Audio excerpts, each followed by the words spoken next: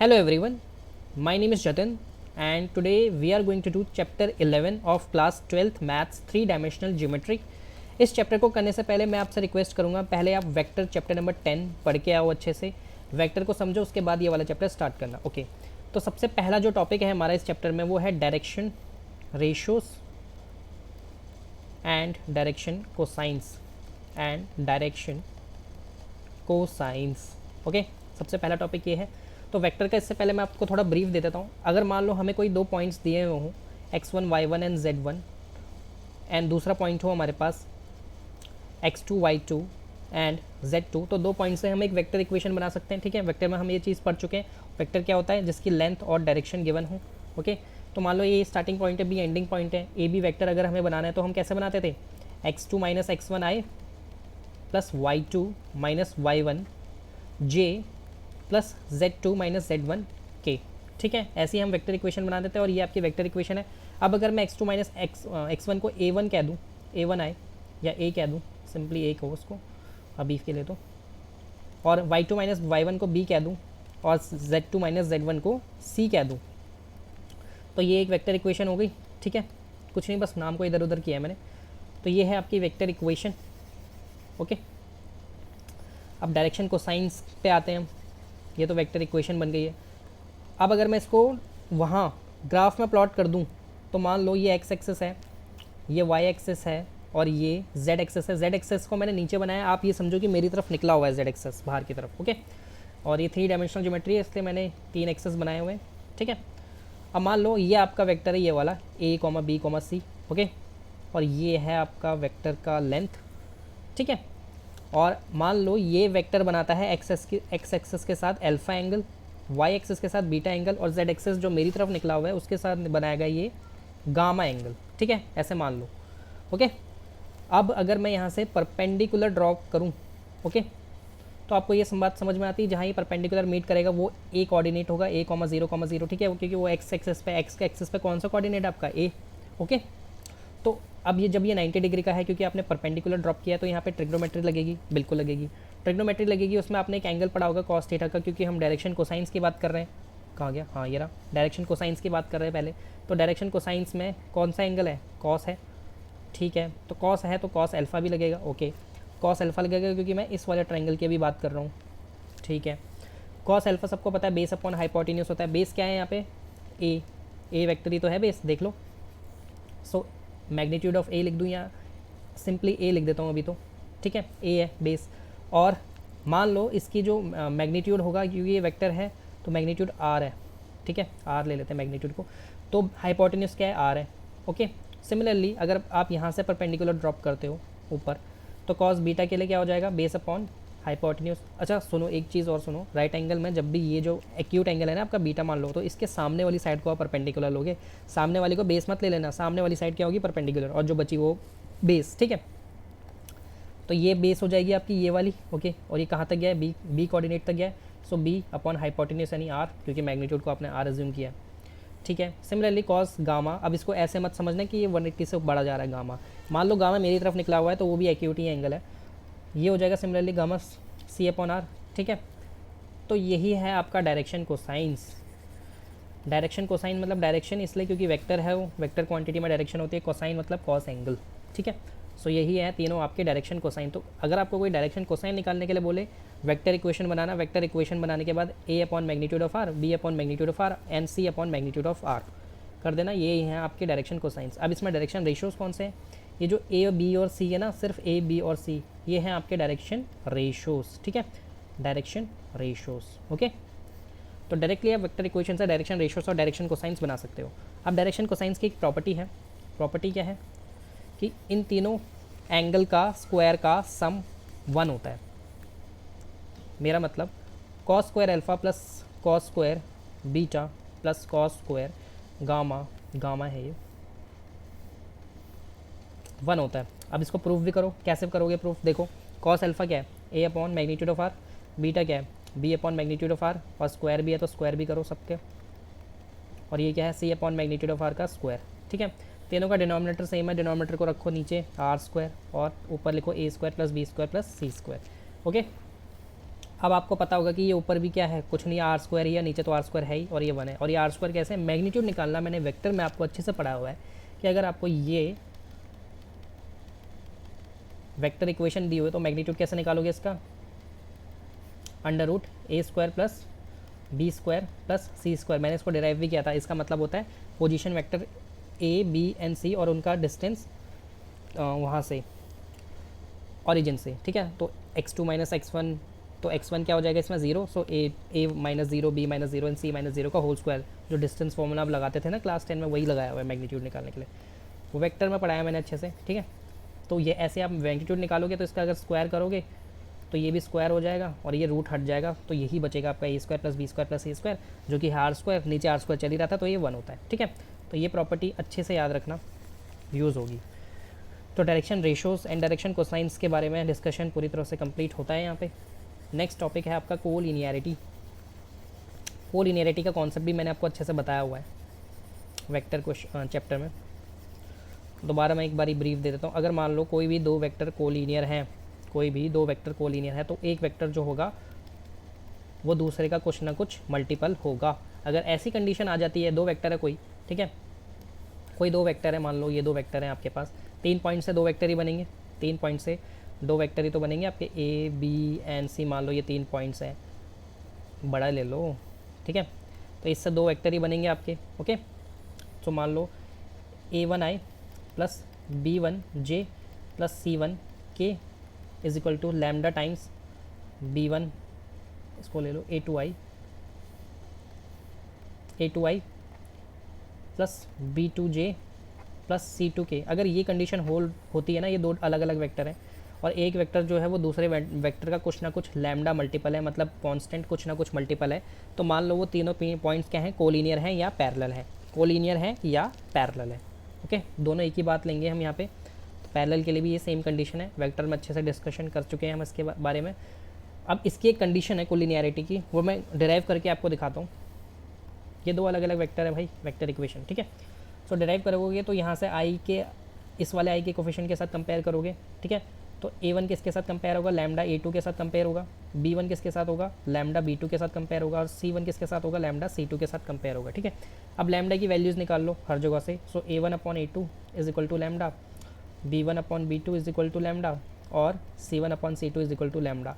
अब ये तीनों की वैल्यू लैम्डा है तो तीनों की वैल्यू इक्वेट भी हो सकती है, बिल्कुल हो सकती है। सो इक्वेट भी कर लो, अगर इक्वेट करोगे तो लैम्डा गायब गायब गायब। तो ये तीनों अगर इक्वल आ जाए, a1 upon a2, b1 upon b2, c1 upon c2, दो डिफरेंट वेक्टर के डायरेक्शन रेशोज़ हैं, दो डिफरेंट वेक्टर्स के डायरेक्शन रेशोज़ हैं, ओके। तो ये पॉइंट्स कोलिनियर होते हैं, इक्वल का साइन लगा हुआ है बीच में, ठीक है। ये तीनों पॉइंट्स कोलिनियर होंगे। बात समझ में आ गई कोलिनियरिटी की, ठीक है। तो इसी के साथ जो 11.1 में हमें करना है उसके सारे टॉपिक्स कवर होते हैं, ठीक है। तो क्वेश्चन नंबर 1 में चलते हैं हम। क्वेश्चन नंबर 1 आपको कह रहा है, if a line makes angle 90 degree, 135 degree and 45 degree with x y and z axes respectively, find its direction cosines. मैं आपको डायग्राम से ही बताऊंगा। मान लो ये हैं आपके वो ये कोई वेक्टर है सम ए बी सी, ठीक है। ये एंगल बना रहा है एक्स एक्स के साथ, कौन सा, 190 डिग्री का, तो ये एकदम 90 डिग्री पे ही होगा, ठीक है। तो ये वेक्टर यहाँ कहीं होगा 90 डिग्री, ओके।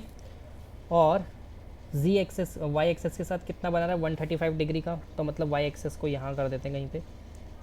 वाई एक्सेस के साथ बना रहा है 135 डिग्री का, और जी एक्सेस के साथ बना रहा है कितना है, 45 डिग्री का, ठीक है। तीनों के डायरेक्शन को साइन निकालने, मतलब cos 90 निकालोगे, cos 135 निकालोगे एंड cos 45 निकालोगे, ओके। अब cos 90 सबको पता है कितना होता है, cos 90 होता है आपका 0। cos 135 निकालने के लिए आपको इसका क्वाड्रेंट चेक करना पड़ेगा, ठीक है। क्वाड्रेंट कैसे चेक करेंगे, देखो अगर आपने हल्का फुल्का ट्रिग्नोमेट्री पढ़ा हुआ है ना, हल्का फुल्का ही आता है अगर आपको, तो आपको ये बात पता होनी चाहिए कि ये फर्स्ट क्वाड्रेंट होता है, ये सेकंड क्वाड्रेंट होता है, ये थर्ड क्वाड्रेंट होता है, ये फोर्थ क्वाड्रेंट होता है, ठीक है। ट्रिग्नोमेट्री की वीडियो में लेके आऊँगा, लेकिन अभी आप ये समझो। और यहाँ पे 0 to 90 डिग्री के सारे एंगल होते हैं, यहाँ 180 डिग्री के होते हैं, यहाँ टिल 270 होते हैं, और यहाँ 360 होते हैं, ठीक है। अब ये 180 डिग्री देखो कहाँ, सॉरी 135 डिग्री देखो कहाँ लाई करेगा, यहाँ लाई करेगा सेकंड क्वाड्रेंट में, ठीक है। और आफ्टर स्कूल टू कॉलेज के अकॉर्डिंग आपने पढ़ा होगा कि फर्स्ट क्वाड्रेंट में सारे एंगल पॉजिटिव होते हैं, सेकंड क्वाड्रेंट में साइन पॉजिटिव होता है, कोसेक पॉजिटिव होता है और सारे नेगेटिव होते हैं। थर्ड क्वाड्रेंट में टू कॉलेज है ना, टू आएगा यहाँ पे तो टेन एंड कॉट पॉजिटिव होगा, और फोर्थ क्वाड्रेंट में कॉस और सेक पॉजिटिव होगा, ठीक है। ये चीज़ें आपने पढ़ी होनी चाहिए क्लास 11th में भी, क्लास 12th में इनवर्स ट्रिग्नोमेट्रिक फंक्शन में भी थोड़ा बहुत आता है, और एप्लीकेशंस ऑफ डेरिवेटिव्स में तो मैंने करवाया हुआ है यूज़, ओके। सो 135 को चेक करोगे कहाँ लाई करेगा भाई, ये 135 का लाई करेगा 180 और 90 के बीच में, यानी सेकंड क्वाड्रेंट में। सेकंड क्वाड्रेंट में कॉस नेगेटिव होता है क्योंकि वहाँ पे साइन पॉजिटिव होता है ओनली। तो ये जब, और यहाँ पे हम किस फॉर्म में लिखते हैं, देखो अगर फर्स्ट क्वाड्रेंट में कोई भी एंगल है तो उसको हम किस फॉर्म में लिखते हैं, थीटा के फॉर्म में as it is. Second quadrant में कोई एंगल है उसको पाई माइनस थीटा की फॉर्म में, थर्ड क्वाड्रेंट में पाई प्लस थीटा की फॉर्म में, और यहाँ पे लिखते हैं हम 2 पाई माइनस थीटा की फॉर्म में। ध्यान रखो पाई बाई 2 की फॉर्म मत यूज़ कर देना, उससे कन्फ्यूजन होती है। हमेशा पाई में लेके चलो सब कुछ। मैं पाई बाई 2 भी करवा सकता हूँ, ठीक है, लेकिन मैं नहीं करवा रहा हूँ उसको जान पूछ के, क्योंकि उससे कन्फ्यूजन होती है, वो रटने वाला हिसाब हो जाता है, क्योंकि उसमें एंगल चेंज करना पड़ता है, ठीक है। तो इसको पाई में ही लेके चलो, तो इसको कैसे लिखोगे, pi cos of pi minus 45 degree, ऐसे लिखोगे इसको, 1/3 कॉस 25, क्योंकि 180 में से 45 घटाओगे तो 135 पे पहुँचोगे आप। तो cos pi minus theta is equal to cos 45 होता है, ठीक है, सप्लीमेंट्री एंगल, ओके। कॉस 45 कितना होता है, 1/√2 होता है, लेकिन ये नेगेटिव का होगा, नेगेटिव का कॉस 45 होगा, क्यों, क्योंकि सेकंड क्वाड्रेंट में कॉस नेगेटिव होता है। तो आपका आंसर आ जाएगा 1/√2।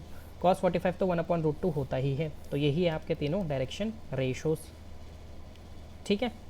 और अगर आपको कोई बोलता, इसी क्वेश्चन को मैं थोड़ा एक्सटेंड कर दूँ और बोलता मैं कि मुझे वेक्टर इक्वेशन बना के दिखाओ,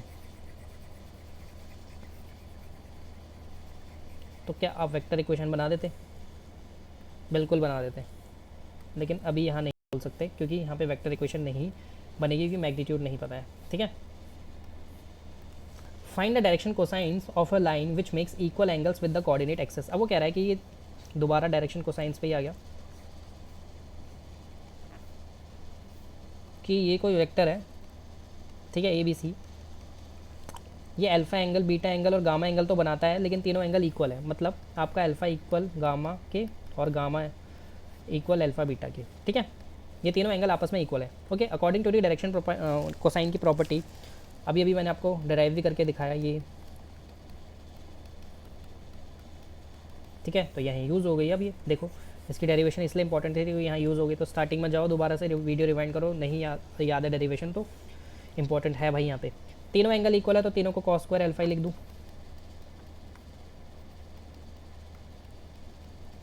इज इक्वल टू 1। अगर तीनों को कॉस स्क्वायर अल्फा लिख दिया तो मतलब तीनों प्लस हो जाएंगे, तो 3 cos square alpha is equal to 1। 3 cos square alpha is equal to 1/3, तो cos alpha is equal to 1/√3, okay. तो जब ये कॉस अल्फा 1/√3 तो कॉस गामा भी 1/√3 cos, so 1/√3 1/√3 1/√3 is your direction cosines. अब यहाँ पे मैं क्या कर सकता हूँ, यहाँ पे मैं वेक्टर की इक्वेशन भी बना सकता हूँ, क्योंकि डायरेक्शन कोसाइन का मतलब क्या होता है, डायरेक्शन रेशोज अपॉन मैग्नीट्यूड। तो डायरेक्शन रेशोज आई जे के ही बनेगी। देखो यहाँ पे वेक्टर अगर आपको बनाना है ना तो आई जे के ही बनेगा, ठीक है। स्टार्टिंग में वीडियो रिवाइंड करके देखो, नीचे क्या होता है डिनोमीटर में डायरेक्शन कोसाइन के, मैग्नीट्यूड ही तो होता है। तो मैग्नीट्यूड अगर मैं रिमूव कर दूँ तो क्या बचा, डायरेक्शन रेशोज बचा, डायरेक्शन रेशोज का ही तो आई जे के बन सकता है। तो ये वेक्टर इक्वेशन भी आपकी बना सकते हो। थोड़ा सा एक्सटेंड कर दिया क्वेश्चन को, ठीक है। If a line has the direction ratios -18, 12 and -4, then what are its direction cosines. मैंने आपको बताया, जब डायरेक्शन कोसाइन की मैंने डेरिवेशन करी स्टार्टिंग में, तो मैंने आपको बताया था कि ये वेक्टर है, तो डायरेक्शन जिसमें ये डायरेक्शन रेशोज हैं आपके, ठीक है। तो डायरेक्शन रेशोज से आप डायरेक्टली वेक्टर की इक्वेशन लिख सकते हो। डायरेक्शन रेशोज मतलब ये वेक्टर इक्वेशन मतलब क्या है, वेक्टर एक लाइन ही तो है विच हैज़ अ डायरेक्शन, और इसमें कहीं ये पॉइंट है ABC, है ना, इसमें कहीं ये पॉइंट है ABC, मतलब ये तीनों पॉइंट्स इस लाइन को सेटिस्फाई करेंगे, ठीक है। ये तीनों पॉइंट्स इस लाइन की इक्वेशन बनाएंगे, ठीक है। अभी हम इक्वेशन ऑफ ए लाइन पढ़ेंगे बाद में, लेकिन ये तीनों पॉइंट्स इस लाइन के ऊपर हैं, ये मानते हो आप। तो जब ये तीनों पॉइंट्स इस लाइन के ऊपर हैं तो डायरेक्शन रेशोज से आप डायरेक्ट वेक्टर की इक्वेशन बना सकते हो। वेक्टर एक लाइन ही तो है, तो उस लाइन की इक्वेशन बना सकते हो, ठीक है। ये तीनों पॉइंट सेटिस्फाई करेंगे।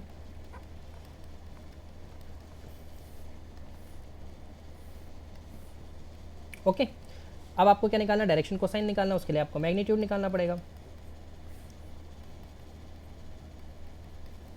देखो 30 तक के स्क्वायर्स आपको याद होने चाहिए, नहीं है याद तो मैं लिखवा देता हूँ आपको, आप टेंशन क्यों ले रहे हो, याद कर लो यार, क्योंकि ना ये टाइम बचाएंगे। देखो अगर मैं 18 इंटू 18 करने जाऊँगा मैं निकाल दूंगा 324, लेकिन अगर मुझे डायरेक्टली याद होगा तो मैं अपने 1 मिनट 2 मिनट बचा नहीं पाऊँगा।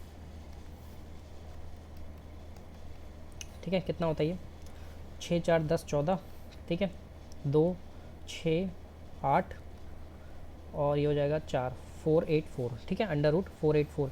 ये अंडर रूट 484 किसका स्क्वायर रूट होता है, 22 का। ओके, तो इसका आंसर क्या हो जाएगा डायरेक्शन कोसाइंस का, -18/22, 12/22 और -4/22। ठीक है, अब मैं आपको स्क्वायर्स 2 मिनट में लिखवा देता हूँ ताकि मेरी भी रिवीजन हो जाए। ठीक है, वैसे 30 तक के स्क्वायर्स याद होने चाहिए। देखो 1 to 10 तक के स्क्वायर्स तो सबको याद होते हैं, 11 से लिखते हैं। 12 का स्क्वायर 144, 13 का स्क्वायर 169, 14 का स्क्वायर 196, 15 का स्क्वायर 225, 16 का स्क्वायर कितना होता है 256, 17 का स्क्वायर 289, 18 का स्क्वायर 324 जो यूज़ भी करा है यहाँ पे, 19 का स्क्वायर 361, 20 का स्क्वायर 400, 21 का स्क्वायर 441, 22 का स्क्वायर 484 जो यहाँ यूज़ करा अभी, 23 का स्क्वायर 529, 24 का स्क्वायर 576, 25 का स्क्वायर 625, 26 का स्क्वायर 676, 27 का स्क्वायर 729, 28 का स्क्वायर 784, 29 का स्क्वायर 841 और 30 का स्क्वायर 900। ठीक है, तो भाई ये 30 तक के स्क्वायर्स आपको याद होने चाहिए, ये बहुत ज़्यादा टाइम बचाएंगे आपका। अभी आपको रियलाइज़ नहीं हो रहा है, लेकिन अगर आप ये याद कर लोगे ना तो आपको पता भी नहीं लगेगा आपका कितना टाइम बच गया। ठीक है, question number 4, show that the points this and this are collinear. मैंने आपको बताया कोलिनियर पॉइंट्स के लिए आपको वेक्टर बनाना ज़रूरी है। वेक्टर बनाने के लिए आपको अगर वो किसी ना किसी एक पॉइंट का मल्टीपल आ जाए तो मतलब वो पॉइंट्स कोलिनियर है। और कोलिनियर की डेरिवेशन में मैंने आपको एक कंडीशन भी बताई थी कि अगर वो a1/a2 is equal to b1/b2 is equal to c1/c2 आ जाता है तो ये पॉइंट्स कोलिनियर हैं एज वेल एज पैरेलल भी हैं। ठीक है, याद है ना वो कंडीशन, मैंने अभी तो आपको स्टार्टिंग में बताई थी, तो मैं डायरेक्ट एक कंडीशन लगा के भी चेक कर सकता हूँ। ओके, तो कंडीशन लगा के आप चेक करोगे उससे पहले आपको वेक्टर बनाना पड़ेगा क्योंकि आपके पास 3 पॉइंट्स हैं। ठीक है, और हर 2 पॉइंट से वेक्टर बनाना आपको बहुत अच्छे से आता है। ठीक है, इन दोनों पॉइंट से वेक्टर बनाओ, -1 -2 i plus -2 -3 j plus 1 -4 k। ठीक है, तो ये क्या वेक्टर क्या बनेगा, -3i -5j -3k। ठीक है, एक वेक्टर तो ये आ गया आपका। दूसरा वेक्टर क्या निकालोगे, इन दोनों पॉइंट से बनाओगे, तो ये हो जाएगा आपका 5 -1 that is 6i plus 8 -2 that is 10j plus 7 -1 that is 6k। ठीक है, अब ये देखो ये इसका कोई ना कोई मल्टीपल होगा, या तो ये कंडीशन में लगा दो अब सीधा इस वाली कंडीशन में। डेरिवेशन मैंने आपको स्टार्टिंग में ही करवा दी, वैसे तो -2 का मल्टीपल है वो। ठीक है, लेकिन फिर भी आप लगा दो। चलो, इसमें आपका a1 का काम ये करेगा, b1 का काम ये करेगा, c1 का काम ये करेगा, a2 का काम ये करेगा, b2 का काम ये करेगा, c2 का काम ये करेगा। ठीक है, तो a1/a2 लगाओगे, a1/a2 कैसे लगाओगे आप, देखो यहाँ पे -3/6, ओके, b1/b2 लगाओगे -5/10, ओके, -3/6 फिर यहाँ लगा दोगे। तीनों का आंसर देखो इक्वल आ रहा है, बिल्कुल आ रहा है इक्वल, 1/2 1/2 1/2 यानी -1/2। ठीक है, तीनों -1/2 तीनों इक्वल है, hence these 3 points are, hence these, please ignore the sound. Kanishk बाद में आना बच्चे। 3 पॉइंट्स आर कोलिनियर। बच्चे हैं मेरे आसपास, वो भी छोटे, मार नहीं सकता मैं, अभी बताता हूँ। लेकिन क्वेश्चन नंबर 5 देखो, find the direction cosines of the sides of the triangle whose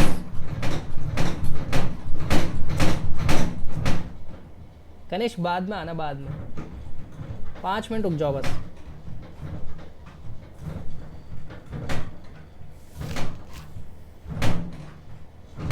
दो मिनट दोगे मुझे, बता के बताऊँ।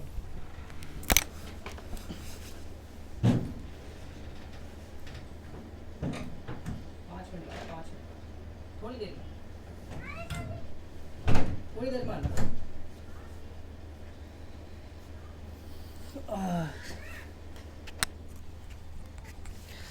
हाँ, तो क्वेश्चन पे थे हम, find the direction cosines of sides of triangle whose vertices are 3, 5, -4, -1, 1, 2। तो मान लो ये ट्राइंगल है भाई, ठीक है। ये पॉइंट है आपके पास 3, 5, -4। ये पॉइंट्स है आपके पास 1, 1, 2, और ये पॉइंट है आपके पास -5, -2। ठीक है। Find the direction cosines. Direction cosine निकालने मतलब पहले वेक्टर आपको फॉर्म करना पड़ेगा। तो आपको समझ में आता है कि यहाँ पे 3 वेक्टर फॉर्म होंगे आपके। एक तो ए बी वेक्टर फॉर्म होगा, ठीक है। तो ए बी वेक्टर फॉर्म होगा, आपके पास ए पॉइंट है, बी पॉइंट है, ओके। तो ए बी वेक्टर कैसे निकालोगे, x2 - x1i plus y2 - y1j plus z2 - z1k। निकालो, -4i -4j प्लस 2k, है ना। नहीं, सॉरी 6k हो जाएगा, ठीक है, ओके। तो ये ए बी वेक्टर निकल गया। तो ए बी वेक्टर निकल गया जब आपका, तो इसके डायरेक्शन कोसाइंस निकालने के लिए मुझे डायरेक्शन का पहले इसका मैग्नीट्यूड निकालना पड़ेगा। ए बी वेक्टर का मैग्नीट्यूड कितना हो जाएगा भाई, देखो, -4 का स्क्वायर प्लस -4 का स्क्वायर प्लस 6 का स्क्वायर, ठीक है। कितना हो जाएगा ये, 16 + 16 + 36, कितना हो जाएगा, √68 मेरे ख्याल से, हाँ, है ना, ओके। तो ये देखो ना कितना हो गया ये, हाँ, ठीक है। अब ये ए है, ये बी है, ये सी है, तो बी सी वेक्टर निकालो। बी सी वेक्टर आप निकालोगे तो बी पॉइंट क्या है आपका, -1, 1, 2, एंड सी पॉइंट क्या है आपका, -5, -2, ठीक है। निकालो बी सी वेक्टर, कैसे निकालोगे, -5 + 1 that is -4i, -5 - 1 that is 6j -4k, ठीक है। अब इसका मैग्नीट्यूड निकाल लो बी सी वेक्टर का, -4 का स्क्वायर प्लस -6 का स्क्वायर प्लस -4 का स्क्वायर, ठीक है। कितना हो जाएगा ये, 36 + 16 + 16 अगेन √68, ओके। अब ए सी वेक्टर निकालो। ए सी वेक्टर निकालोगे तो हो जाएगा -8i plus 0j plus 2k, है ना, यही होगा ए सी वेक्टर। दोबारा देख लेता हूँ, नहीं सॉरी, ये -0j नहीं होगा, ये होगा आपका -10j, ओके। अब ए सी वेक्टर का मैग्नीट्यूड निकालो, 8 का स्क्वायर प्लस 10 का स्क्वायर प्लस 2 का स्क्वायर दैट इज़ √100, 168, है ना।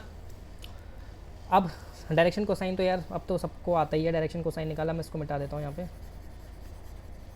Divided by its magnitude, every vector divided by its magnitude. So सबसे पहले ए बी के डायरेक्शन कोसाइंस क्या हो गए, राइट, -4/√68, ठीक है।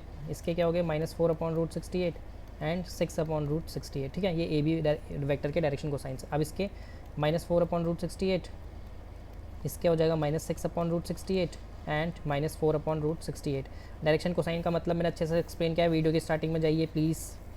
और ए सी के डायरेक्शन कोसाइंस क्या हो जाएंगे, -8/100√68 -10/100√68 एंड 2/100√68। अब ये रूट्स 100√68 का एलसीएम आप निकाल सकते हो, वरना यहीं भी छोड़ सकते हो, कोई प्रॉब्लम नहीं है। तो ये हैं आपके फाइनल आंसर्स,